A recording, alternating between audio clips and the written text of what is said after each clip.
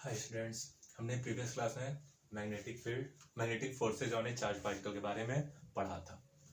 हमने क्या कहा था वहाँ पे कि जब भी किसी पार्टिकल को हम मैग्नेटिक फील्ड में प्रोजेक्ट करते हैं, ठीक, तो मैग्नेटिक फील्ड की वजह से उसके ऊपर क्या रहेगा, मैग्नेटिक फोर्स एक्ट करेगा। जो मैग्नेटिक फोर्स लगता था उसका मेनली फंक्शन क्या था, वो सेंट्रीपिटल फोर्स की तरह काम करता था। सेंट्रीपिटल फोर्स मतलब क्या हुआ कि उसका काम क्या था, सिर्फ वो क्या करता था, डायरेक्शन चेंज करता था पार्टिकल का, वो मैग्नीट्यूड को चेंज नहीं करता था। तो मैग्नेटिक फोर्स की बात करिए चार्ज पार्टिकल के मोशन पर, मेनली काम क्या था, उसके डायरेक्शन को चेंज करना, as a centripetal force act करना। हमने दो केसेस देखे थे, उसमें हमने क्या कहा, अगर पार्टिकल को हम मैग्नेटिक फील्ड के पैरेलल या एंटी पैरेलल प्रोजेक्ट करेंगे तो दोनों केस में आप कहते थे तो उस पर कोई मैग्नेटिक फोर्स एक्ट नहीं करेगा, वो क्या करेगा, स्ट्रेट लाइन में मूव करेगा। वहीं जब हम वेलोसिटी को क्या करते थे, मैग्नेटिक फील्ड के परपेंडिकुलर प्रोजेक्ट करते थे, तो जो उस पर फोर्स एक्ट करता था वो क्या होता था, आपका वेलोसिटी और मैग्नेटिक फील्ड दोनों के परपेंडिकुलर होता था, सेंट्रीपिटल फोर्स की तरह काम करता था, जिसकी वजह से वो क्या करता था, सर्कुलर मोशन परफॉर्म करता था। ठीक, अब हम थर्ड केस की बात करते हैं। मान लीजिए पार्टिकल को क्या करें, किसी एंगल पे प्रोजेक्ट कर दे, तब क्या होगा।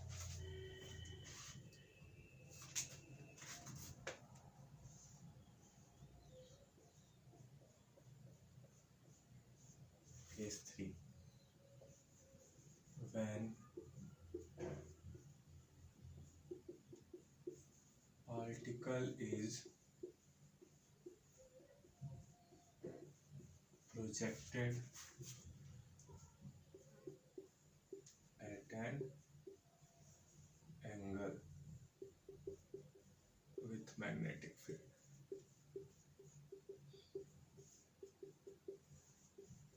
ठीक, किसी एंगल पे प्रोजेक्ट कर रहे हैं पार्टिकल को, समझते हैं।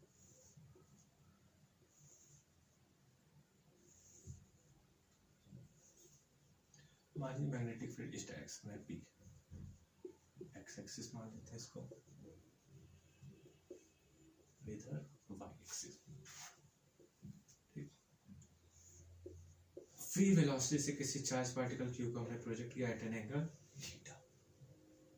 अब यहाँ पे देखिए v के दो कंपोनेंट होंगे, एक v cos थीटा एंड दूसरा v sin थीटा। ठीक, अब इन दोनों कंपोनेंट का फंक्शन क्या होगा वेलोसिटी का, क्योंकि v cos थीटा क्या है, हमारा मैग्नेटिक फील्ड के अलोंग है, यानी इसके ऊपर कोई भी मैग्नेटिक फोर्स एक्ट नहीं करेगा, यानी ये v cos थीटा से कांस्टेंटली एक्स डायरेक्शन में मूव करेगा। या सिंपल शब्दों में कहा जाए तो v cos थीटा की वजह से मोशन क्या होगा, हमारा स्ट्रेट लाइन मोशन होगा। वहीं v sin थीटा की बात करिए, v sin थीटा क्या है, मैग्नेटिक फील्ड से परपेंडिकुलर है। जब भी वेलोसिटी हमारी मैग्नेटिक फील्ड के परपेंडिकुलर होती है तो पार्टिकल क्या करता है, सर्कुलर मोशन को परफॉर्म करता है। यानी यहाँ पे जो v sin थीटा होगा, इसकी वजह से पार्टिकल क्या परफॉर्म करना चाहेगा, सर्कुलर मोशन को। और किधर परफॉर्म करेगा, तो मैग्नेटिक फील्ड एक्स डायरेक्शन में, वेलोसिटी वाई डायरेक्शन में, फोर्स किधर लगेगा, इनवर्ड। ठीक, इनवर्ड लगेगा यानी क्या करेगा, आपका वाई जेड प्लेन में परफॉर्म करेगा सर्कुलर मोशन को। तो अगर इसको लिखना हो तो हम क्या लिखेंगे, v cos थीटा की वजह से पार्टिकल क्या होगा, particle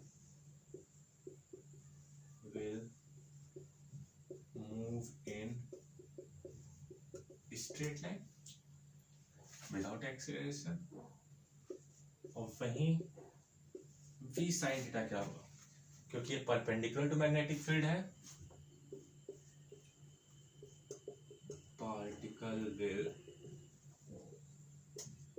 move in circular motion. ठीक, ये दोनों मोशन का होगा ये। तो अब इन दोनों के मोशन की वजह से पाथ कैसा बनेगा, बात करें हम क्या कह रहे हैं, v sin थीटा की वजह से पार्टिकल क्या कर रहा है, इस पोजीशन पे सर्कुलर मोशन परफॉर्म करने की कोशिश कर रहा है, जबकि v cos थीटा की वजह से क्या करना चाह रहा है, आगे की ओर जाना चाह रहा है। तो जब दोनों का मोशन कंबाइन करेंगे तो कैसा होगा, ये सर्कुलर मोशन ही परफॉर्म करेगा और आगे भी मूव करेगा, सर्कुलर मोशन ही परफॉर्म करेगा और आगे भी मूव करेगा, इस तरह ही आगे मूव करता जाएगा। ठीक, यानी पाथ कैसा हो जाएगा हमारा, हेलिकल।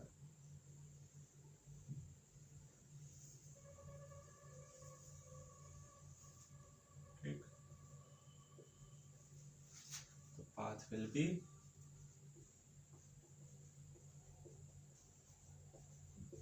हेलिकल। ठीक, अब अगर हमारा वाई जेड प्लेन में रिवॉल्व कर रहा है तो इससे समझते हैं ये माइनस जेड एक्सिस है यहाँ, ये वाई, तो वेलोसिटी क्या है आपका v sin थीटा, इसके अलॉन्ग है, तो पार्टिकल क्या करेगा, कुछ इस तरह सर्कुलर मोशन परफॉर्म करेगा। यहाँ सेंटर यहाँ होगा, रेडियस r मान लेते हैं इसका। ठीक, अब इसके रेडियस की बात की जाए, हमें मालूम है r इक्वल टू क्या होगा, v sin थीटा की वजह से सर्कुलर मोशन परफॉर्म कर रहा है तो mv perpendicular by qb which will be equal to mv sin theta by qb। ठीक, एंगुलर फ्रीक्वेंसी इसकी सेम रहेगी क्योंकि वेलोसिटी पर डिपेंड नहीं करता है, qb बाई m, और angular frequency qb by m है, तो टाइम कितना लेगा वन रिवॉल्यूशन कंप्लीट करने में, तो 2 पाई m बाई qb। ठीक, इसके साथ साथ क्या कर रहे हैं, एक्स डायरेक्शन में मूव कर रहा है, तो यहाँ पे एक टर्म आता है पिच। पिच क्या होता है, पिच डिफाइन करता है कि एक्स डायरेक्शन के अलाउंग, मोशन के अलाउंग ये कितना डिस्टेंस ट्रेवल किया वन रिवॉल्यूशन कंप्लीट करने में, एक रिवॉल्यूशन में कितना डिस्टेंस ट्रेवल किया, आगे की ओर ट्रांसलेट किया, उसे हम क्या कहते हैं, पिच कहते हैं। तो pitch distance traveled by particle in one revolution। अब इस डायरेक्शन में मोशन के लिए रिस्पॉन्सिबल कौन है, v cos थीटा, तो पिच की वैल्यू निकालना हो तो पिच क्या हो जाएगा, तो v cos थीटा कितने टाइम में चलना है इसको इस डायरेक्शन में, वन टाइम पीरियड, यानी 2 पाई m बाई qb, तो पिच कितना आ जाएगा हमारा 2 पाई mv cos theta by qb, so this will be the pitch and this will be the radius। तो जब भी पार्टिकल किसी एंगल में प्रोजेक्ट किया जाएगा तो ये स्ट्रेट लाइन मोशन और सर्कुलर मोशन दोनों को परफॉर्म करना चाहेगा, पाथ कैसा हो जाएगा हमारा, हेलिकल पाथ। ठीक, ये कंपोनेंट रिस्पॉन्सिबल है इसके सर्कुलर मोशन के लिए, ये कंपोनेंट रिस्पॉन्सिबल है इसके ट्रांसलेशनल मोशन के लिए, दोनों कंबाइन करके पाथ कैसा होगा हमारा, हेलिकल। जब भी किसी पार्टिकल को हम इस तरह से प्रोजेक्ट करेंगे तो कुछ इस तरह से हमें पाथ देखने को मिलेगा पार्टिकल का। एक न्यूमेरिकल देखते हैं इसके ऊपर।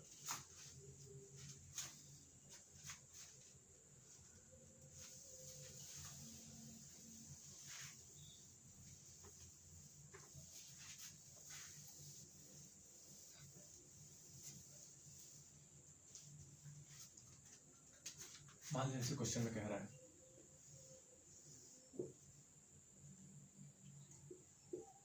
एक्स वाई एक्सिस है, magnetic vector v not x direction में है, किसी पार्टिकल को हमने v वेलोसिटी से प्रोजेक्ट किया y डायरेक्शन में, यानी v नॉट j कैप। तो किसी भी टाइम t पे वेलोसिटी और पोजीशन क्या होगा पार्टिकल का, हमें क्या करना है, find the velocity and position of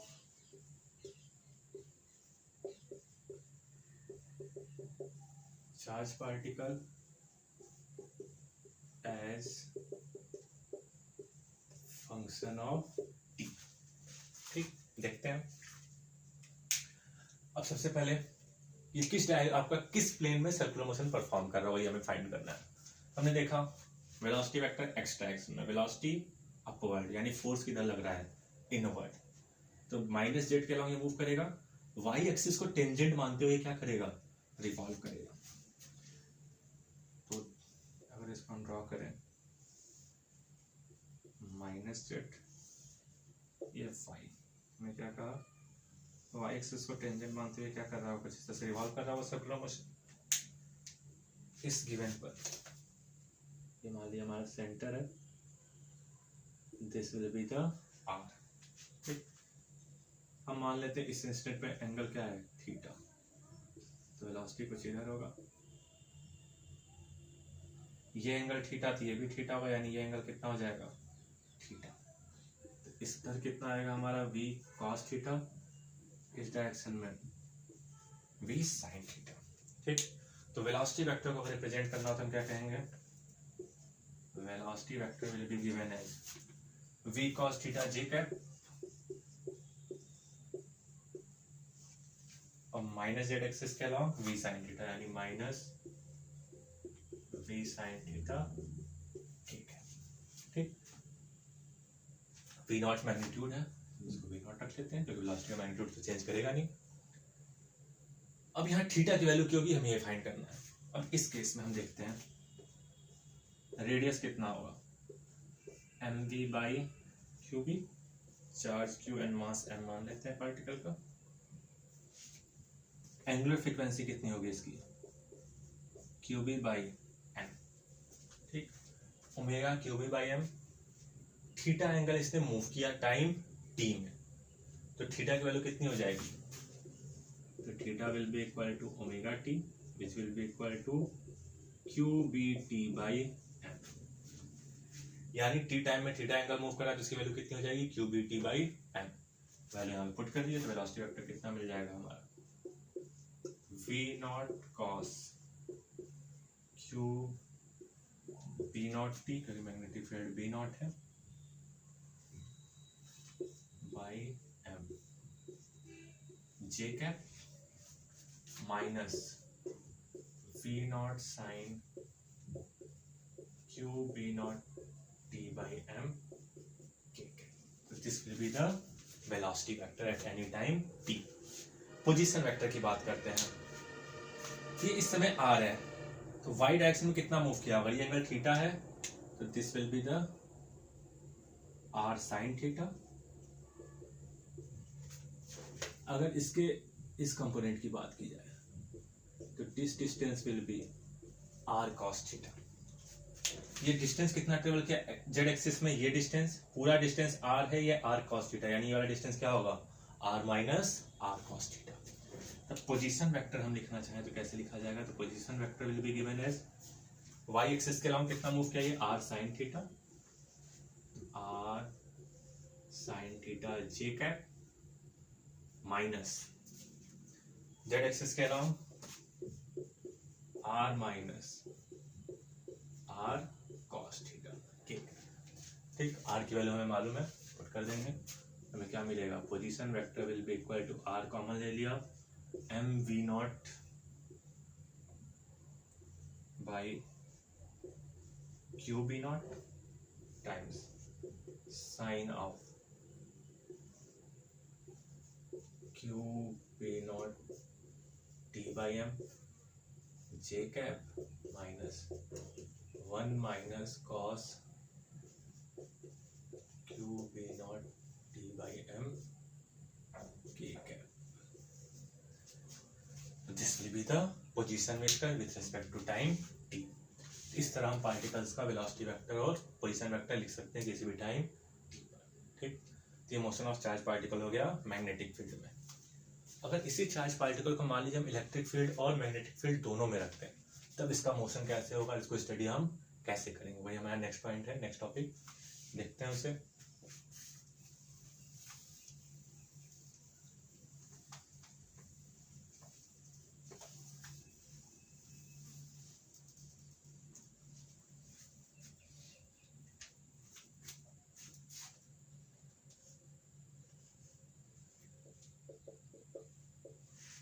motion of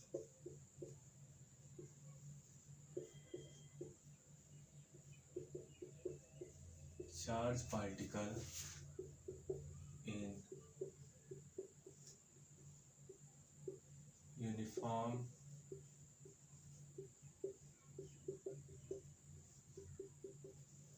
magnetic field and electric field। ठीक, मैग्नेटिक फील्ड और इलेक्ट्रिक फील्ड यूनिफॉर्म है, उसमें चार्ज पार्टिकल मोशन कैसा होगा। सबसे पहले हम केस 1 देखते हैं।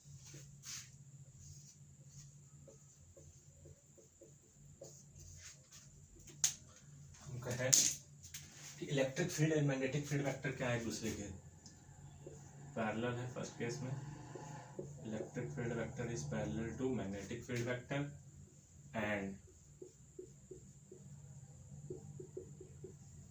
Particle is projected parallel to them. ठीक, इन दोनों के पैरेलल प्रोजेक्ट किया गया है पार्टिकल। इस केस में क्या होगा देखते हैं। सॉरी, परपेंडिकुलर टू देम, दोनों के परपेंडिकुलर किया गया, एक्स एक्सिस वाई एक्सिस।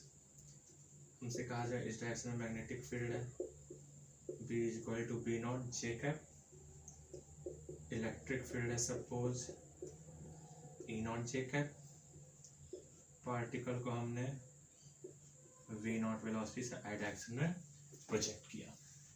अब देखिए क्या होगा। हम पहले इलेक्ट्रिक फील्ड के इफेक्ट की बात करते हैं। इनिशियली वाई डायरेक्शन में कोई भी वेलोसिटी नहीं है, पर इलेक्ट्रिक फील्ड की वजह से क्या करेगा, वाई डायरेक्शन में एक्सेलरेट करेगा। तो particle will accelerate in y direction due to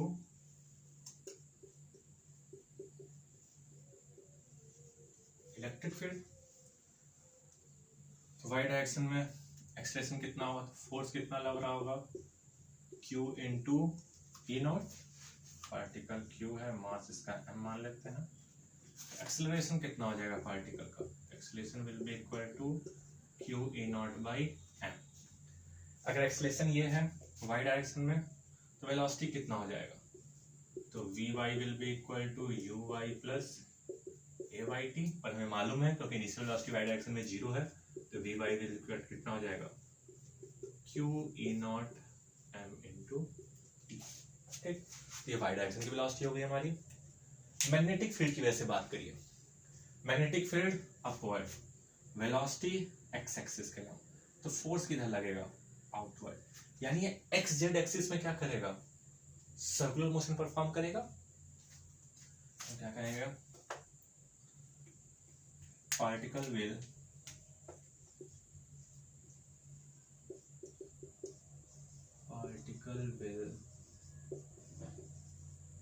perform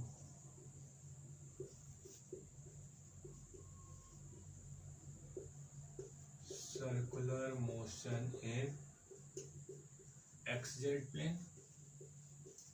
ठीक, अगर हम xz प्लेन को यहाँ पे ड्रॉ कर लें suppose,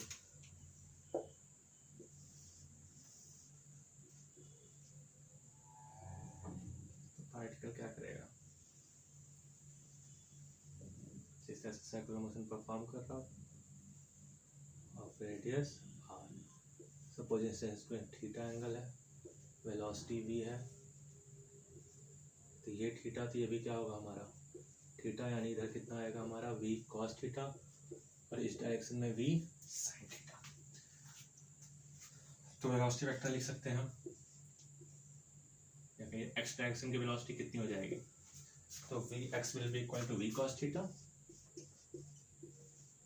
and vz is equal to v sin theta. ठीक, v नॉट इसकी वेलोसिटी है, तो रेडियस कितना होगा, r will be given as mv naught by qb naught. Angular velocity कितना हो जाएगा इसका, qb नॉट बाई m। तो t टाइम में अगर ये थीटा एंगल मूव कर रहा है तो अगेन थीटा की वैल्यू क्या हो जाएगा, ओमेगा इंटू टी, यानी qbt by m, qb naught t by m, यानी एक्स कंपोनेंट की वेलोसिटी कितनी हो जाएगी, v cos qb naught t by m and y direction की v sin, वेलोसिटी कितना है v नॉट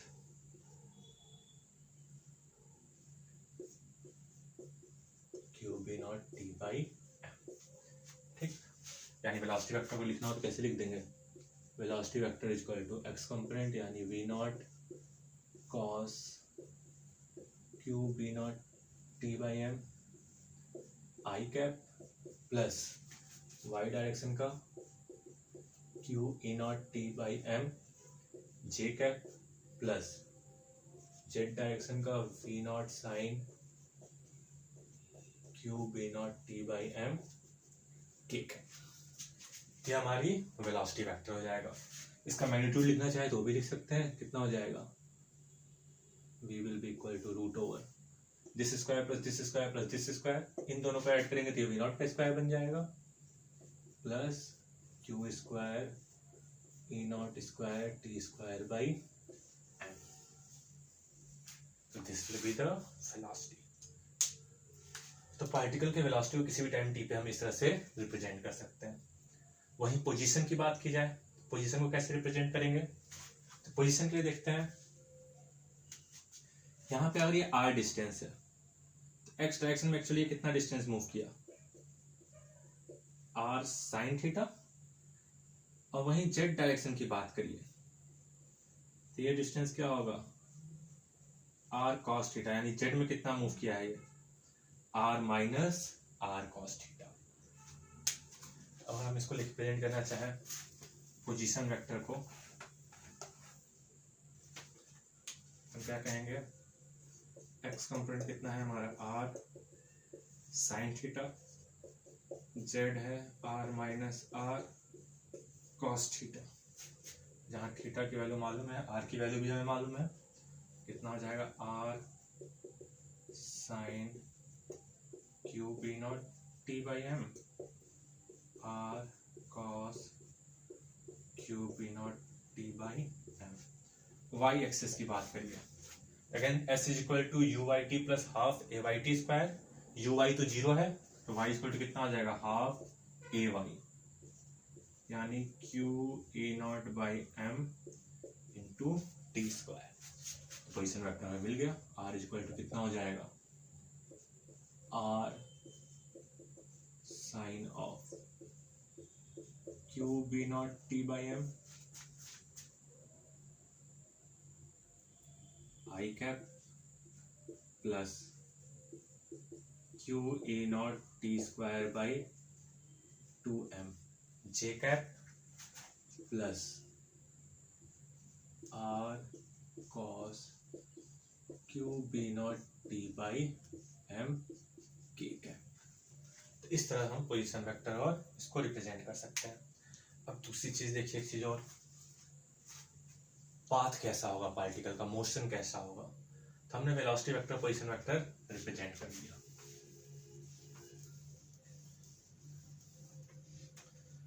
हमने भी इसका मोशन रिप्रेजेंट किया था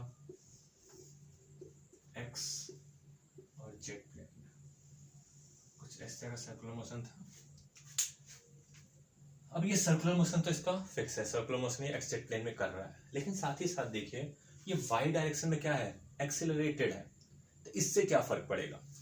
इसके पहले वाले केस में हमने पढ़ा था, जब हमने किसी एंगल पे प्रोजेक्ट किया था, तो उसमें क्या होता था, in the direction of circular motion के परपेंडिकुलर प्लेन की बात करिए या मैग्नेटिक फील्ड के डायरेक्शन में, उस केस में होता क्या था, वेलोसिटी कांस्टेंट होती थी। हम पिच की बात करते थे, 1 रिवॉल्यूशन में वो कितना डिस्टेंस चल रहा है, वेलोसिटी कांस्टेंट है। सपोज ये मूव करना चालू किया यहाँ से, तो 1 रिवॉल्यूशन बाद मूव करके क्या आएगा, इतना लेन चलेगा। अगले रिवॉल्यूशन में ये फिर इसके बराबर लेन चलेगा, यानी इतना। तो पार्टिकल क्या करेगा, 2 रिवॉल्यूशन बाद यहाँ पहुंचा। पर अगर इस डायरेक्शन में एक्सेलरेटेड हो गया, यानी वेलोसिटी अब क्या कर रही है, कंटिन्यूअसली इंक्रीज कर रही है। तो सपोज 1 रिवॉल्यूशन में पार्टिकल यहाँ आया, पर नेक्स्ट रिवॉल्यूशन में वेलोसिटी इंक्रीज कर चुकी होगी तो ज्यादा डिस्टेंस चलेगा, पर यहाँ आने के बजाय मतलब क्या होगा, यहाँ पे कहीं आ सकता है। तो इसका मतलब क्या हो गया, जो पिच होगा हमारा नॉन यूनिफॉर्म हो जाएगा। नॉन यूनिफॉर्म क्यों होगा, क्योंकि वाई एक्सिस के अलॉन्ग ये क्या है, एक्सेलरेटेड है, यानी वाई एक्सिस के अलॉन्ग इसकी वेलोसिटी क्या कर रही है, इंक्रीज कर रही है। तो पिच भी टाइम के साथ क्या करेगा, इंक्रीज कर लेगा, यानी helical path with non uniform pitch हो जाएगा हमारा मोशन। तो मोशन को लिखना होता है, हम कैसे लिखेंगे,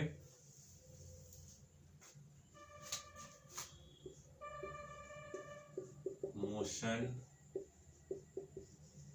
will be helical path with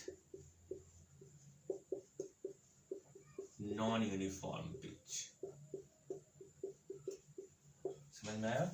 तो जिस डायरेक्शन में पिच है वाई डायरेक्शन में ये एक्सेलरेटेड है, वाई डायरेक्शन में एक्सेलरेटेड है, इसका मतलब टाइम के साथ ये क्या करेगा, वेलोसिटी चेंज करेगी, वेलोसिटी इंक्रीज करेगी, वेलोसिटी इंक्रीज करेगी तो उसका पिच भी क्या करेगा, इंक्रीज करेगा, ज्यादा डिस्टेंस चलेगा ये 1 रिवॉल्यूशन में, इसलिए पिच क्या हो जाएगा इसका, नॉन यूनिफॉर्म हो जाएगा।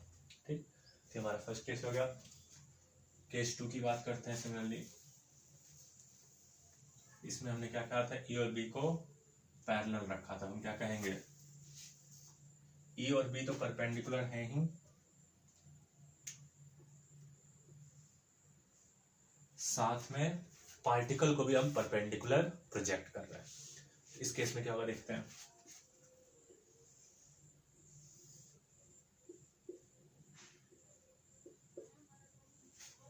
अब इस प्रोजेक्टेड टर्म यूज करने से बेटर मान रहे हैं कि इसमें हम प्रोजेक्ट नहीं कर रहे हैं, पार्टिकल को रिलीज कर रहे हैं रेस्ट से, particle is released from rest. ठीक, रेस्ट से हमने रिलीज किया, पार्टिकल यहां पे रखा हुआ है।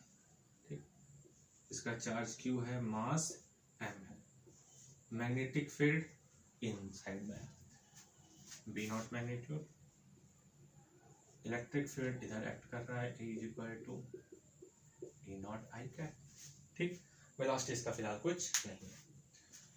अब इस केस में देखिए होगा क्या, इनिशियली इसके पास वेलोसिटी नहीं है, वेलोसिटी नहीं है यानी चार्ज के पास मैग्नेटिक फील्ड भी नहीं है, तो मैग्नेटिक फील्ड से इंटरेक्ट करेगा ही नहीं, कोई भी मैग्नेटिक फोर्स नहीं लगेगा एट t = 0 इनिशियल।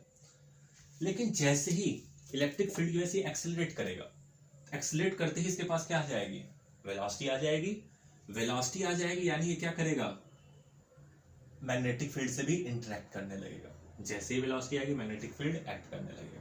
अब वेलोसिटी इधर आ किस पे रहेगी, एक्स डायरेक्शन में, इसकी वजह से एक्सेलरेट करेगा यानी वेलोसिटी एक्स डायरेक्शन में आएगी, तो मैग्नेटिक फील्ड की वजह से क्या होगा, फोर्स किधर लगेगा, तो मैग्नेटिक फील्ड इनवर्ड, वेलोसिटी इस डायरेक्शन में आई तो फोर्स अपवर्ड, तो पार्टिकल का मोशन कैसा हो जाएगा, कुछ इस तरह का। ठीक, ये एक्स मूव करना चाह रहा है, पार्टिकल इसको मूव करा रहा है, वेलोसिटी वेरी कर रही है। अब इसको समझते हैं, किसी भी इंस्टेंट पे इसका फोर्स लिखना है तो हम कैसे लिखेंगे। हमें मालूम है E = E naught I cap, B = -B not K cap. अब इसका वेलोसिटी वेक्टर लिखने की कोशिश करते हैं। तो वेलोसिटी वेक्टर लिखने से समझते हैं किस प्लेन में आपका सर्कुलर मोशन परफॉर्म कर रहा है, फोर्स अपवर्ड लग रहा है, एक्स डायरेक्शन में वेलोसिटी, तो क्या ये एक्स वाई में आपका सर्कुलर मोशन परफॉर्म करेगा, हम क्या कहेंगे, particle will follow curvilinear path in XY plane। ठीक, सर्कुलर मोशन हुआ कि नहीं आगे देखते हैं। ये तो श्योर है कि इसमें क्या कर रहा है, कर्व को फॉलो कर रहा है XY प्लेन में। यानी वेलोसिटी की बात की जाए इस इंस्टेंट पर, सपोज तो v इस डायरेक्शन में होगा। ठीक, अगर यहां से ये एंगल हम थीटा मान लें, ठीक, तो वेलोसिटी के दो कंपोनेंट होंगे, एक इधर आएगा vy, एक इधर आएगा vx, जहां vy की वैल्यू क्या होगी, v cos थीटा, vx की v sin थीटा। ठीक है,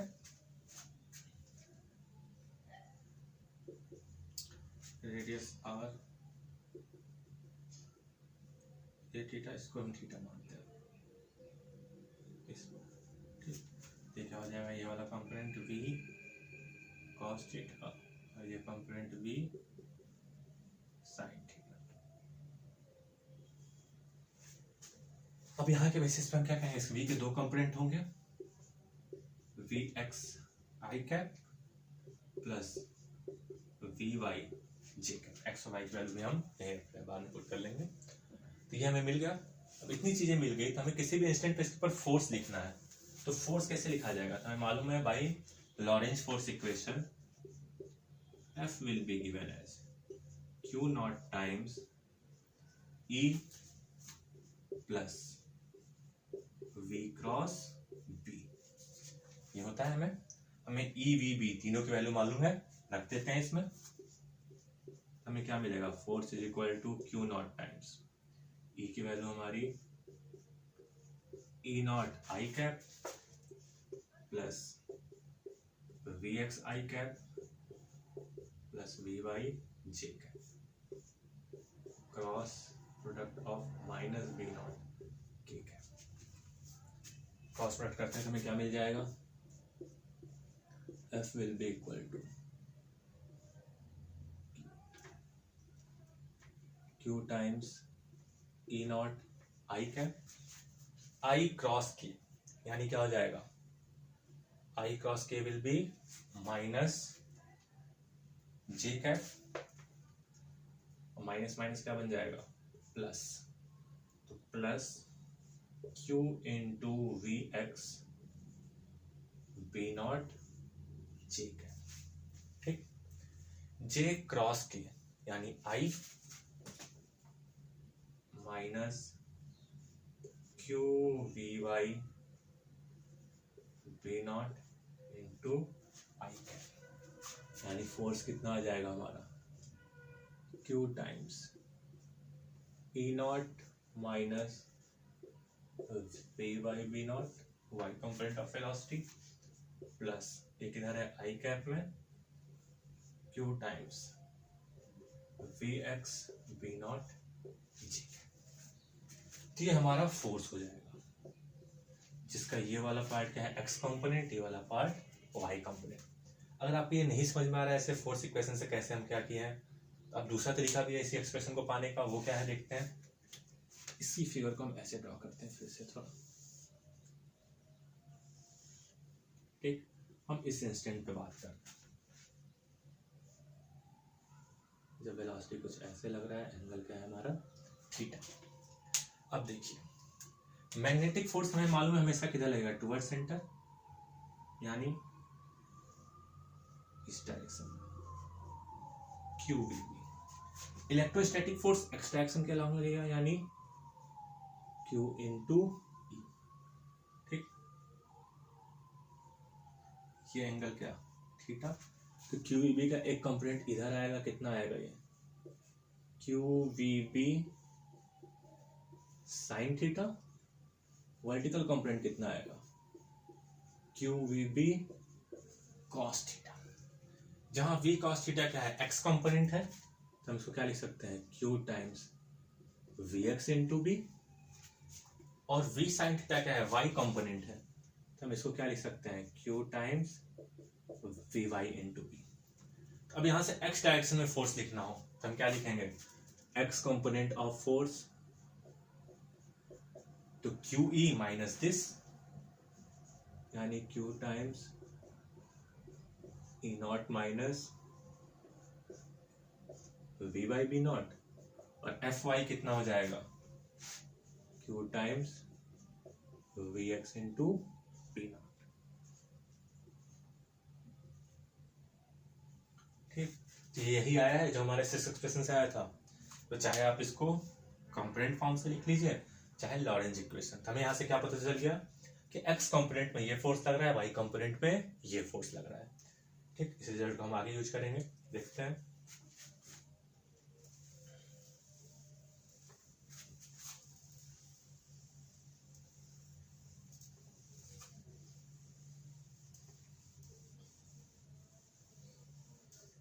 रिजल्ट क्या है, X component Q times E naught minus V Y B, और वहीं Y component Q times we x B naught. ठीक,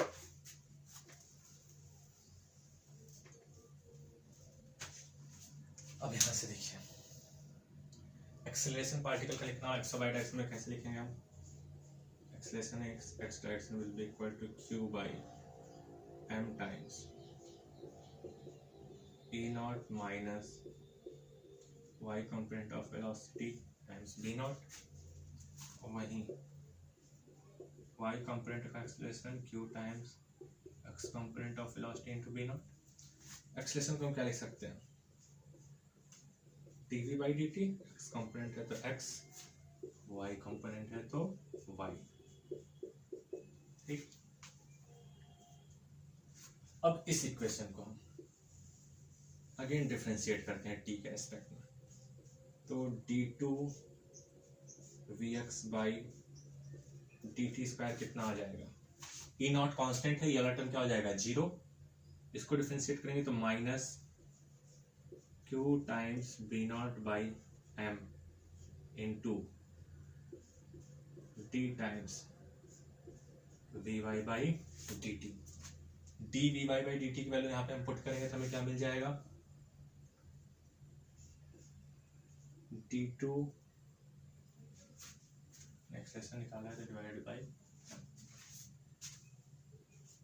D two V X by D two square will be equal to minus Q square B naught square by M square times we x.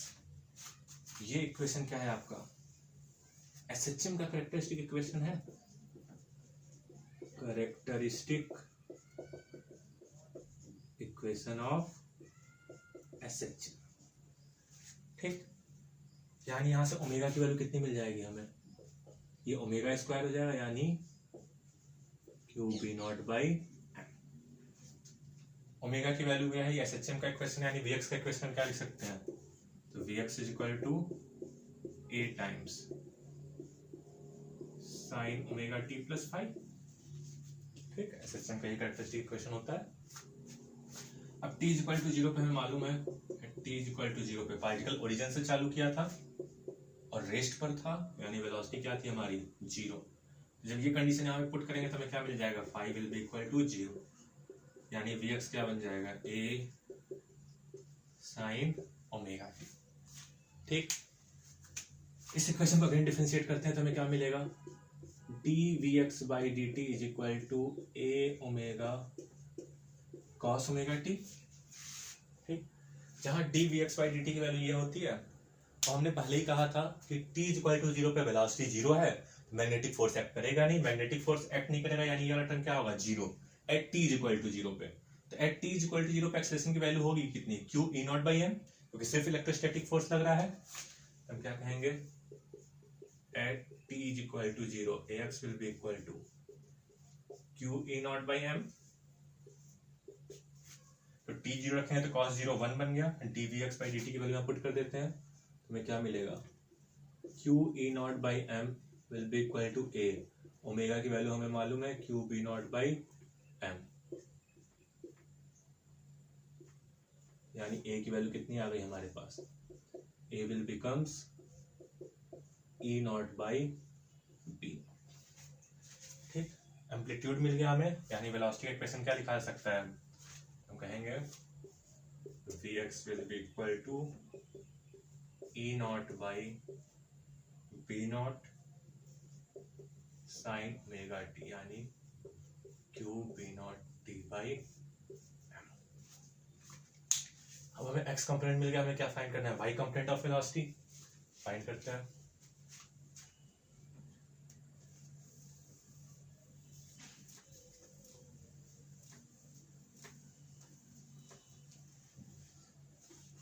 अब यहाँ पे देखिए d we Y by D t क्या given है हमें,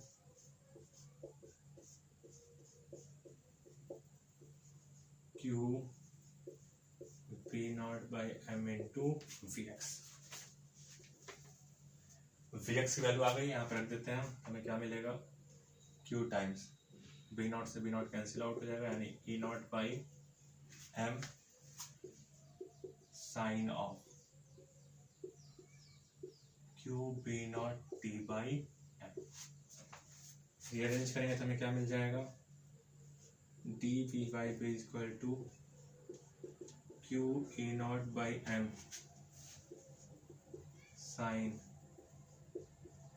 q B naught T by M into D T, integrating both side 0 से t 0 से v। Integrate करेंगे तो हमें क्या मिल जाएगा, vy will be equal to sine का माइनस कॉस थीटा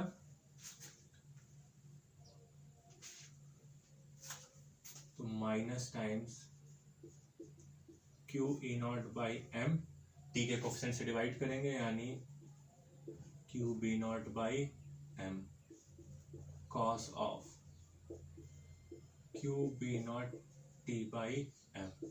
लिमिट कहाँ से कहाँ है, 0 से t। इसको सॉल्व आउट करेंगे तो क्या हो जाएगा, v y will be equal to Q by m cancel out यानी ए naught by B naught bracket में माइनस अंदर लेते आते हैं डायरेक्टली। जब 0 रखेंगे तो क्या बनेगा 1 माइनस फाइनल माइनस इनिशियल होता है, पर माइनस साइन है तो हम क्या लिख रहे हैं, इनिशियल माइनस फाइनल। तो 0 रखा 1, टी रखेंगे तो 1 minus cos of Q B naught T by m. तो this will be the x and y component of velocity.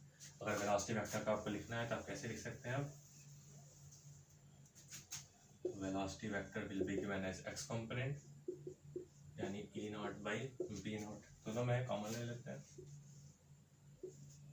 Sign of Q B naught T by M I cap plus 1 minus cos Q B naught T by M J cap. This will be the velocity vector. अगर हमसे यहीं पे कोई position vector पूछ दे तो कैसे find करेंगे, तो पोजीशन वेक्टर भी निकाल सकते हैं और हम काइनेमेटिक्स अपना यूज करेंगे पोजीशन वेक्टर फाइंड करने के लिए। हमें एक्स और वाई कंपोनेंट मिल चुका है, एक्स कंपोनेंट मालूम है, हमें मालूम है वेलोसिटी को क्या लिखा जा सकता है, dx by dt will be equal to e naught by b naught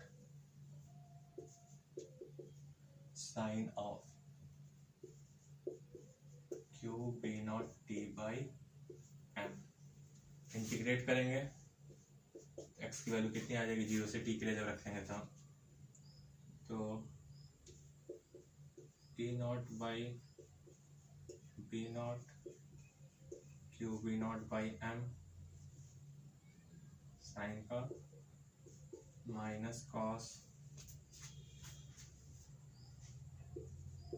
Q B naught T by M limit 0 से t यानी एक्स कंपोनेंट कितना आ जाएगा हमारे पास, m a naught by Q B naught square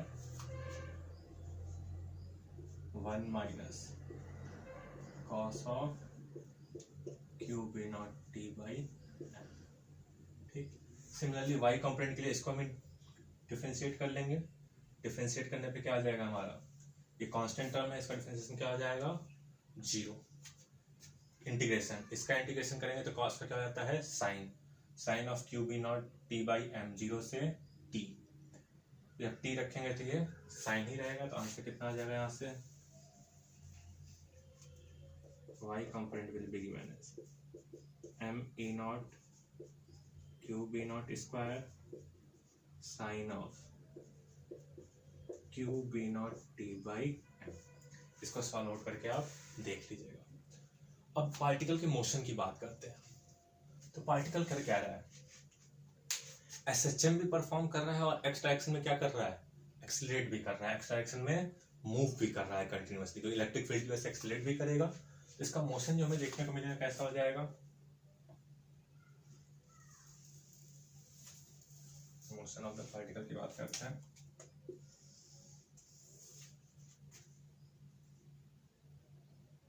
particle क्या है, circular motion कुछ इस तरह से परफॉर्म कर रहा है हमारा। ठीक, इसके साथ साथ क्या करेगा, ये आगे की ओर मूव भी करता जाएगा। तो कुछ इस तरह का बात होगा। ठीक, एक्स एक्सिस वाई एक्सिस, इसको साइक्लॉइडिकल बात करते हैं। साइकिल के रिंग का जो पॉइंट होता है उसकी तरह इसका मोशन दिखाई देगा। इसलिए इसको साइक्लॉयडिकल पाथ भी कहते हैं।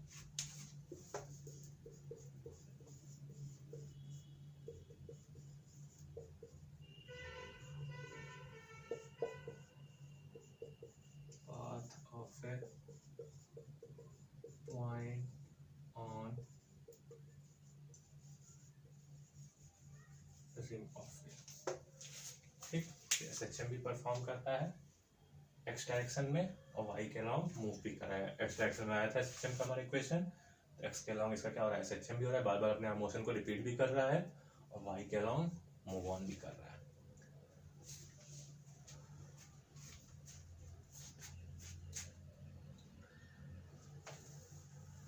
अगर कोई यहाँ पे मैक्सिमम आपसे एम्पलीट्यूड पूछ दे तो मैक्सिमम एम्पलीट्यूड कितना होगा, एक्स की मैक्सिमम वैल्यू, तो एक्स की मैक्सिमम वैल्यू कब होगी, जब ये क्या हो जाए -1 यानी 2 टाइम्स, तो एक्स की मैक्सिमम वैल्यू कितनी होगी, एक्स मैक्स आप लिख सकते हैं यहाँ से 2 times m E0 by QB0 square.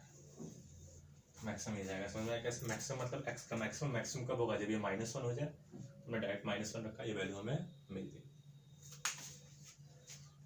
Last point इसमें, लास्ट टॉपिक, अगर पार्टिकल को हमें इलेक्ट्रिक फील्ड और मैग्नेटिक फील्ड के प्रेजेंस में अनडिफ्लेक्टेड मूव कराना है विदाउट एनी डिफ्लेक्शन, तब कैसे हम मूव कराएंगे।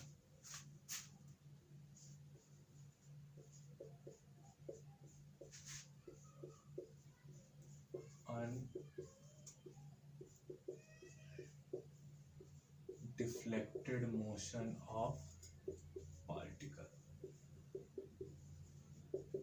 ठीक, यानी क्या हो जाए, जब इलेक्ट्रोस्टैटिक फोर्स और मैग्नेटिक फोर्स एक दूसरे के क्या लगे, एंटी पैरेलल लगने लगे, तब ये पॉसिबल है अनडिफ्लेक्टेड मोशन। यानी मान लीजिए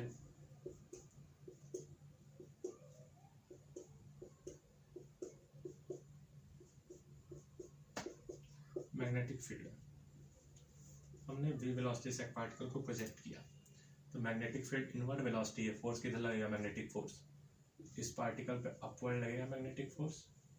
ठीक, यहीं पे इस पे इलेक्ट्रिक फील्ड मौजूद है डाउनवर्ड डायरेक्शन में। ठीक, तो इलेक्ट्रोस्टैटिक फोर्स किधर एक्ट करेगा, डाउनवर्ड एक्ट करेगा along the direction of electric field. हम क्या कहेंगे, magnetic force acts upwards by right hand rule and electrostatic force acts downward। हम चाहते हैं कि विदाउट एनी इफेक्ट, बिना किसी वेलोसिटी के चेंज हुए, बिना डायरेक्शन चेंज किए हुए इससे पास कर जाए, तो जरूर क्या होनी चाहिए, ये दोनों फोर्स एक दूसरे के बराबर होने चाहिए।